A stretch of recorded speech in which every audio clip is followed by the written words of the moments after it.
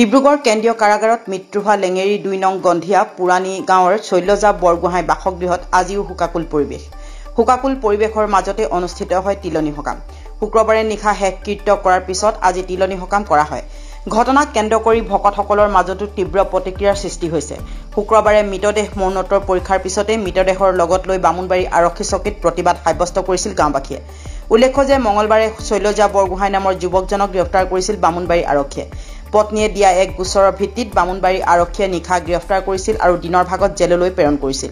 ইয়াৰে পিছত বৃহস্পতিবাৰে জামিন লাভ কৰাত যুৱকজনক পৰিয়ালৰ লোকে আনিবলৈ গৈছিল। আশ্চৰ্যজনকভাৱে যুৱকজনক মৃত অৱস্থাত চমজাই দিয়ে কাৰাগাৰৰ কৰ্তৃপক্ষই। চেনেল অহাৰ কাৰণে আমি ভালে পাইছোঁ। আমাৰ যি এই ঘটনাটো হৈ গ'ল, আমি সৰুৰ পৰা আজিলৈকে এই ঘটনা আমি দেখা নাই, শুনা নাই।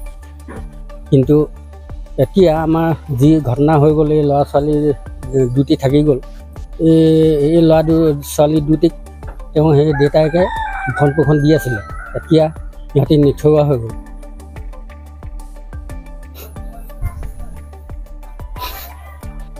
সেয়ে গতিকে নিথৰুৱা হৈ যোৱাৰ কাৰণে ইহঁত ল'ৰা পোৱালিকেইটাক যাতে চৰকাৰৰ ফালৰ পৰা 20 লাখ টকা আমি ৰাইজৰ ফালৰ পৰা আমি ডিমাণ্ড কৰিছোঁ, যাতে দি সিহঁতক আৰ্থিক সহায় কৰি সিহঁতক ভৰণ পোষণ দিবৰ কাৰণে।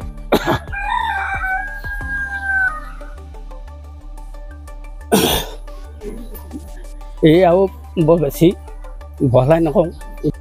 আমি সৰুৰ পৰা আজি এইটো বয়স হ'ল, যিটো আজব কাণ্ড আমাৰ জিলাৰ মানে কেন্দ্ৰীয় কাৰাগাৰত ঘটিলে, এনেকুৱা আমি মানে আজিলৈকে এইটো দেখা নাই।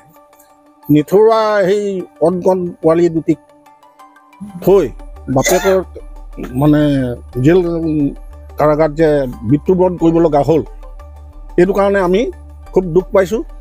আৰু এই ল'ৰা পোৱালিকেইটাৰ কাৰণে 20 লাখ টকা আমি ৰাইজৰ ফালৰ পৰাও ডিমাণ্ড কৰিছোঁ আৰু ঘৰলৈ এককালীন সাহাৰ্য দিবৰ কাৰণে আমি ৰাইজে দাবী জনাইছোঁ।